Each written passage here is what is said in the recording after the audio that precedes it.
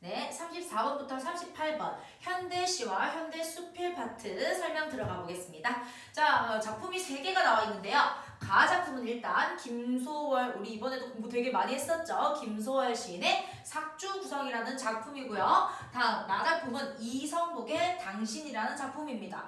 필기 공간이 조금 부족해가지고요. 다 작품은 쓰진 않았습니다. 필기는 따로 저는 안 할 거니까 천천히 해줄 테니까 알아서 필기를 하세요.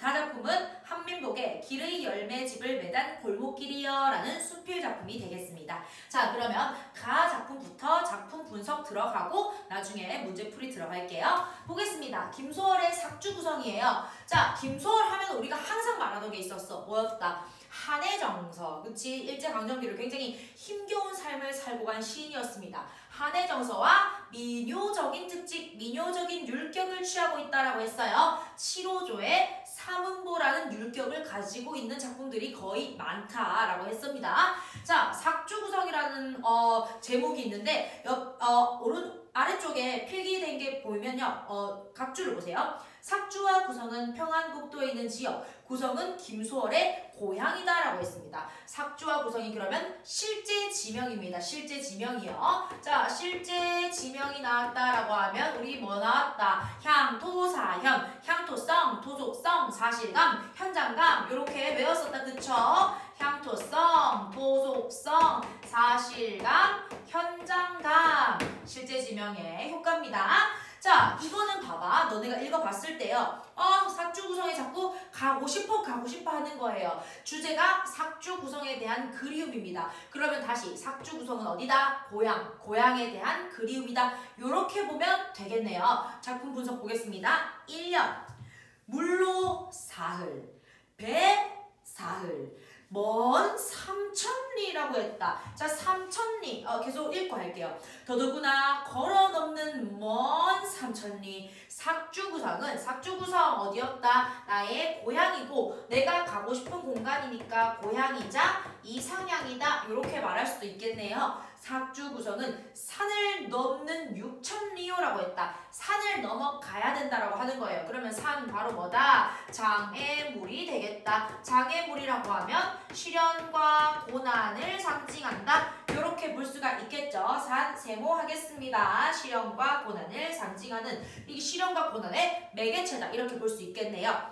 산을 넘는 육천리요. 삼천리, 육천리다. 이거 바로 뭐예요? 공간적인 거리감. 자, 공간적인 거리감인데 처음에는 삼천리라 하고 나중에는 육천리요 이렇게 말하지. 계속 이렇게 멀다 하니까 심리적으로도 그만큼 멀리 느껴지는 거죠. 공간적 거리감에서 심리적 거리감까지 느껴지는 그런 시어가 되겠습니다. 실제로 이 작품을 김소월이 일본에 유학 갔을 때 지은 작품이에요. 일본에 있으니까 어디? 나의 고향이 너무 가고 싶겠죠. 나의 고향은 저 멀리 삼천리 멀리 있다. 이렇게 표현하는 겁니다. 자, 2형 가볼게요. 물 맞아 한 바퀴 젖은 제비도. 제비 동그라미 일단 해보겠습니다.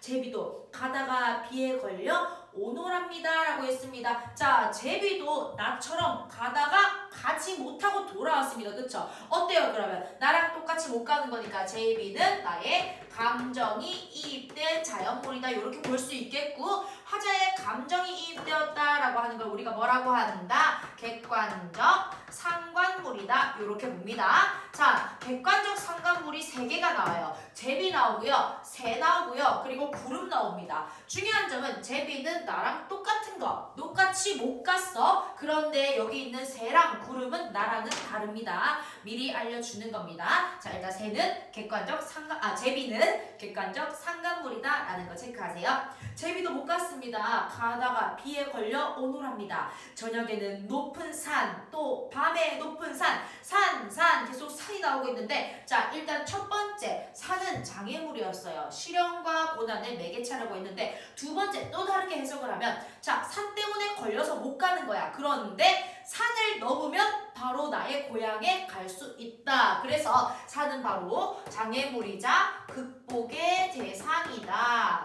요런 두 가지 해석을 가지고 있다라는 거, 두 가지 의미를 가지고 있습니다.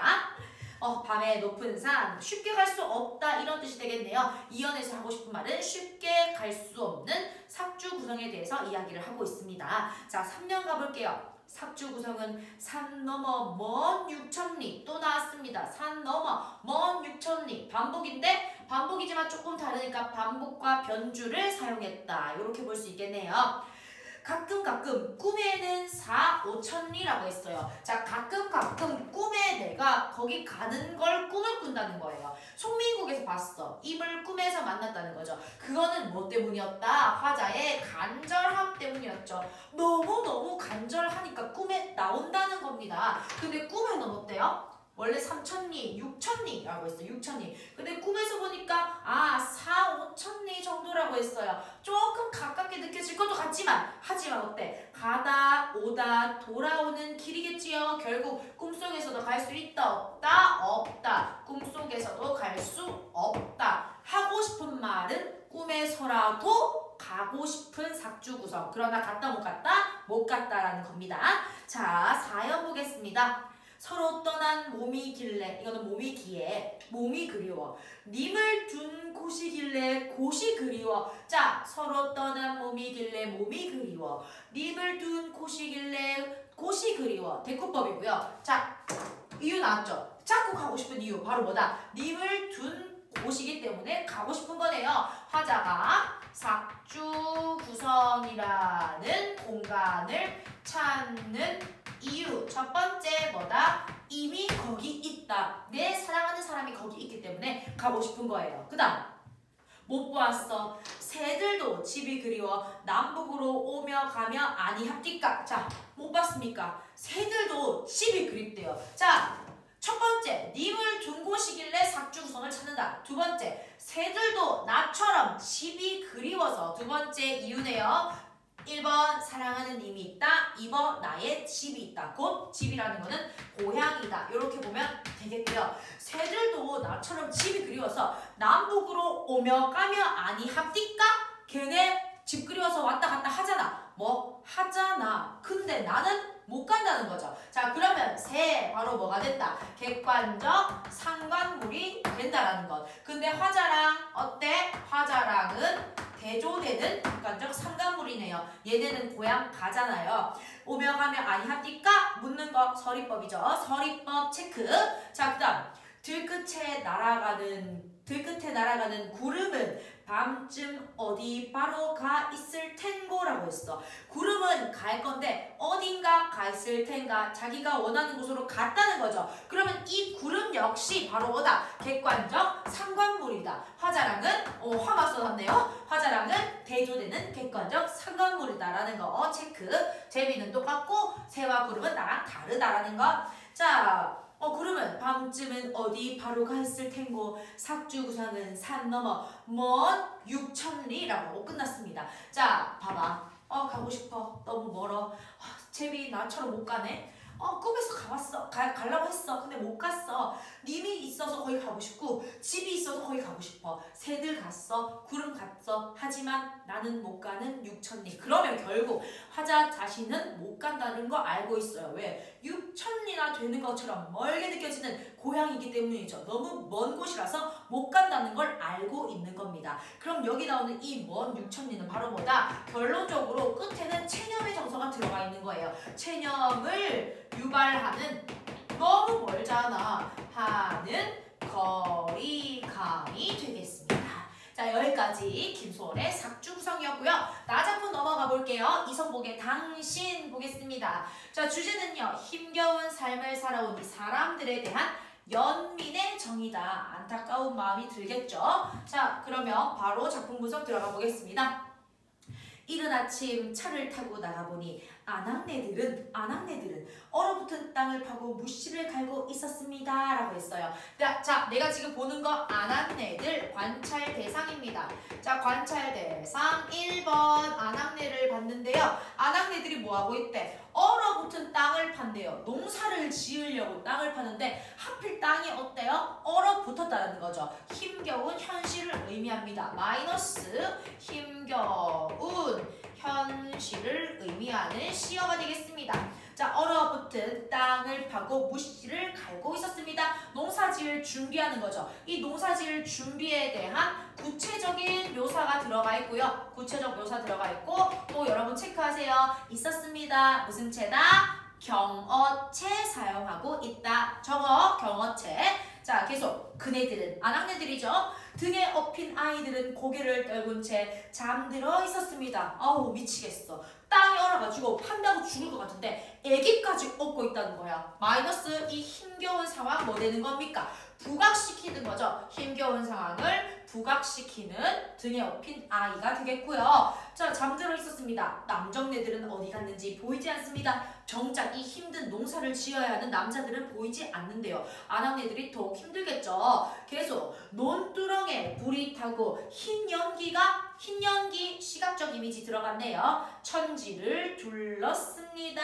이제 봄에 농사를 시작하는 모습이에요. 자, 논두렁이라고 나왔다. 그럼 이 논두렁이 바로 뭐다? 이 아낙네들의 생계를 책임지는 그런 공간이 되겠죠. 바로 생계를 위한, 살아남기 위한, 생계를 위한 뭐랄까 노동 현장, 이렇게 말할게요. 노동 현장이다. 노동 현장이다. 이렇게 정리를 해주시고요. 자, 논두렁에 불이 타고 흰 연기가 천지를 둘렀습니다. 고된 노동 현장을 어떻게 시각적 이미지 이런 거를 사용해서 시각적으로, 감각적으로 형상화하고 있다. 눈에 그리듯이 표현하고 있죠. 형상화하고 있다. 표현 기법이었습니다. 자, 그러면 이연으로 넘어갈게요. 진흙길을 따라 하필 또 진흙길이 나왔습니다. 세 번 해볼게요. 똑같죠? 힘겨운 현실을 의미하는 거 얼어붙은 땅이랑 똑같습니다. 자, 진흙길을 따라 이번에는 당신을 만났습니다. 당신을 만났는데 너희들이 읽어봐서 알겠지만요. 당신은 아낙네들이랑 비슷한 삶을 살아가는 힘겨운 삶을 살아가는 사람이에요. 자, 근데 당신을 만났습니다. 말을 건네는 어투 같네요. 그럼 당신이 바로 뭐다? 청자로 설정이 되어 있고 말을 건네는 어조를 사용하고 있다라는 것. 당신 만났어요. 아낙네들처럼 소외된 민중이다. 이렇게 볼 수 있습니다. 필기하고 싶은 친구들은 하세요. 자, 무릎까지 오는 장화를 신고 당신은 아직 물이 마르지 않은 뻘밭. 자, 물도 안 말아서 축축한 이런 뻘밭에서 부정적이래. 힘겨운 현실이죠. 부정적이라고 봐도 돼요. 힘겨운 현실에서 흑투성이 연뿌리를 캐고 있었습니다. 흑투성이 연뿌리를 캐고 있다. 역시 뭐예요? 고된 노동 현장이 되겠네요. 힘든 노동 현장의 모습입니다. 혹시 당신이 찾은 건 연뿌리보다 질기고 뻗센 당신의 상처가 아니었습니까? 당신이 연뿌리를 캐고 있는데 그걸 보고 화자가 생각하는 거지. 당신이 찾은 건 연뿌리 캐는 그 연뿌리가 아니라 당신의 삶의 상처가 아닙니까? 그럼 뭐예요? 그들의 삶에 대한 화자의 성찰이 드러나는 부분이죠. 자, 여기 적겠습니다. 그들의 힘겨운 삶을 살아가는 그들의 삶에 대한 화자의 성찰이다. 성찰 1번이에요. 2번 뒤에 바로 나와요. 밑에 적어놨는데 그래서 묶어서 필기했어요. 1번, 2번. 자, 1번. 혹시 연뿌리를 캔 게 아니라 당신의 상처를 캐는 게 아니겠어요? 고생해서 얻은 게 수학이 아니야. 수학이 아니라 당신 상처 아닌가요? 결국 이렇게 힘들게 살아서 얻는 거는 이 말이죠. 계속 삽에 찍힌 연뿌리의 동체에서 커다란 물관 구멍을 통해 사라진 것은 도로뿐인, 밑에 필기되어 있습니다. 보람없이 애쓰다, 헛수고다 이런 뜻이죠. 헛수고뿐인 한 생애가 아니었습니까? 역시 이렇게 살아봤자 얻는 거 없지 않아요. 이거는 헛수고 아닌가요? 그들의 삶에 대한 화절의 성찰 2번째 되겠네요. 지금 계속 안타까워서 이렇게 말하고 있는 거죠. 계속 목청을 다해 불러도 목청을 다해 부른데 이거 뭐 때문이야? 위로해주고 싶은 거예요. 너무너무 힘겹게 사니까 위로의 말이라도 하려고 목청을 다해 불렀습니다. 위로의 말이라도 건네려고. 뭐 때문이다? 연민 때문이다. 밑에 필기하세요. 위로의 말이라도 건네려는 연민의 감정 때문에 연민 앤드 위로 이렇게 나는 간단하게 하겠습니다. 위로 때문에 목청을 다해 불러도 한사코 당신은 삽을 찍어 얼어붙은 연뿌리만 캐고 있었습니다. 뭐라고 말은 했지, 내가 연민의 말을 건네려고 했지만 끝까지 힘겹게 생계를 위해서 노동을 하는 당신의 모습을 볼 수가 있었고요. 연뿌리만 캐고 있었습니다. 필기 미리 했습니다. 연뿌리 바로 뭐다? 당신의 살아온 삶이 되겠고요. 그쵸? 연뿌리에 계속 이 삶을 투영해서 이야기하고 있잖아요. 그리고 삶의 상처를 환기시키는 소재, 당신의 삶의 상처를 떠올리게 하는 그런 소재가 바로 연뿌리가 되겠습니다. 자, 그 다음 다작품 가보겠어요. 다작품 주제는요. 읽어봐서 알겠지만 수필이고요. 갈래는 수필이고요. 전통적인 골목길이 사라져가는 현실에 대한 안타까움이 주제가 되겠습니다. 전통적인 골목길이 사라져가는 현실에 대한 안타까움. 자, 천천히 할 테니까 필기 잘 따라오세요. 보겠습니다. 담장 위 장미가 붉은 혀, 시각적 심상 나왔죠? 혀를 깨물고 있다. 장미가 혀를 깨문대요. 그러면 시각적 심상과 의인법 나왔네. 체크. 비누 냄새, 어머, 후각적 심상도 나왔어요. 풍기는 하수도, 물이 길 따라 흘러내린다. 물소리도 길 따라 휘어지며 흘러내린다. 물소리니까 청각적 심상, 다양한 감각적 이미지를 활용하고 있다. 이렇게 정리하면 되겠네요. 자, 물소리도 길을 따라 휘어지며 흘러내린다. 저녁 시간 골목길은 음식 냄새의 유원지다. 골목길은 음식 냄새의 유원지다. A는 B다. 은유법 사용하고 있습니다. 비유적인 표현이네요. 종량제 쓰레기 봉투를 뜯고 있던 고양이가 도망간다. 자, 이제부터는 계속 골목길 묘사예요. 전봇대에는 가스배달, 중국집 전화번호 스티커가 신속히 붙는다. 한때 골목 대장이었던 아이가 가장이 되어 아파트 경비하러 급히 내닫는다.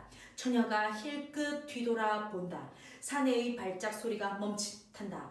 자, 지금 모든 상황이 떠오르고 있지. 여러 상황이 지금 계속 붙어서 나옵니다. 이런 우리가 뭐라고 해요? 몽타주 기법이라고 합니다. 멈칫한다. 두부 장수가 리어카를 딸랑딸랑 세워놓고 더 좁은 골목길로 종을 울리며 들어가자 붉은 장화를 신은 비둘기 분대가 후드득 리어카에 낙하한다. 후드득 음성 상징어도 쓰이고 있습니다. 아침 7시 더 넓은 골목길에 가 살기 위하여 직장 나가는 셀러리맨들의 발작 소리에 밟힌다. 얼어붙은 길 위에 던진 연탄재가 부지직 소리를 낸다. 허리가 나처럼 뭐뭐처럼 지급법. 휜 할머니가 숨이 찬지 허리는 펴지 못하고 고개만 들고 숨을 고른다.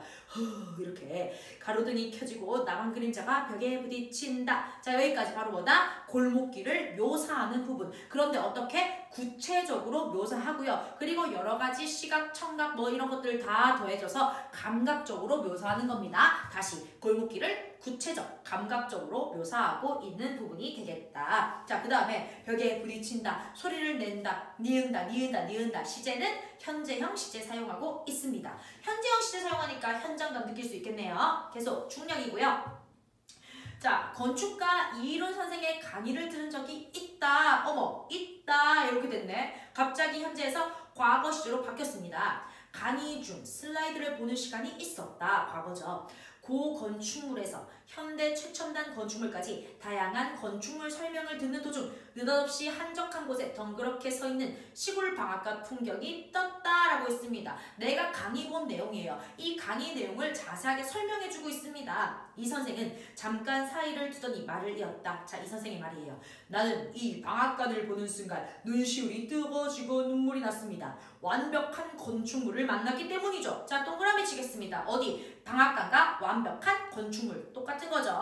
자, 긍정으로 보는 대상들이에요. 장식이라고는 아무것도 없이 양철 지붕만 올려놓았지만 여기 어디 버릴 게 있겠습니까? 부족한 게 있겠습니까?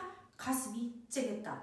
나도 공감 나옵니다. 어느 골목길에서였던가 그 비슷한 느낌을 받아보았기에 더 그랬을 것이다. 공감이죠. 나도 완벽한 골목길을 만났었다. 그러면 골목길도 동그라미 해주세요. 방앗간이랑 완벽한 건축물과 똑같은 겁니다. 그 골목길은 밥을 먹고 있는 방이, 변을 보고 있는 화장실이, 달팽이만한 초인종이 달린 대문이 양쪽으로 있었다. 이 골목은 담장이 없이 길이 담장이구나. 담장을 쌓아놓은 게 아니라 그냥 길이 담장이래요. 담장 없다는 거죠. 길이 담장이구나. 길이 담장이 될 수 있다니. 이렇게 평화롭고 완벽한 담장이 있겠는가? 감탄이죠. 영탄법 쓰이고 있습니다.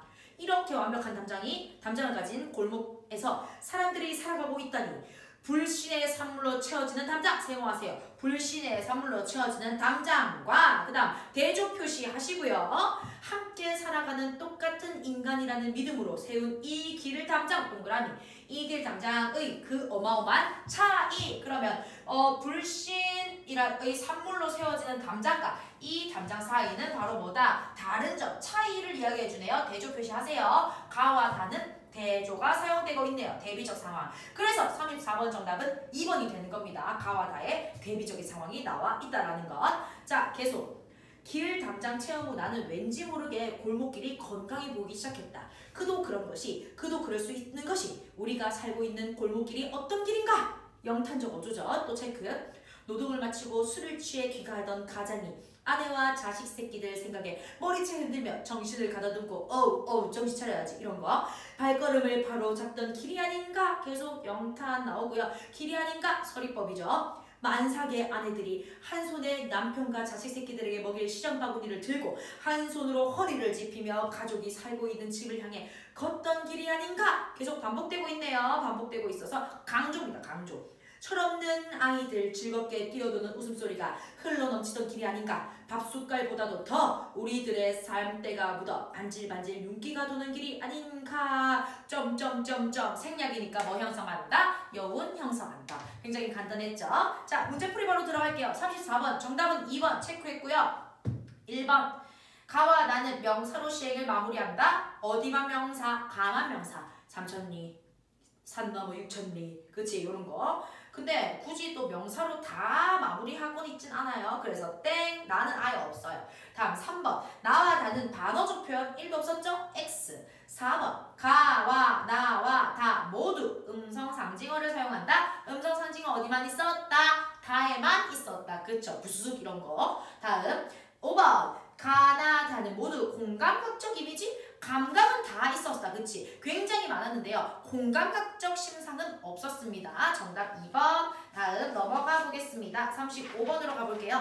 자, A에서 1을 감상한 내용으로 적절하지 않은 것은 이라고 했습니다. A부터 볼게요. A는 1년인데 물로 사흘, 배 사흘, 삭주 구성이 먼 곳에 있음을 보여준다. 그치? 나는 일본에 있고 삭주 구성은 평안도에 있으니까요. 맞고요. 자, B 2연인데요. 높은 산을 반복하며 삭주 구성이 가기 어려운 곳임을 나타내겠군. 산을 넘어야 된다 했잖아요. 산은 장애물이었습니다. 그쵸?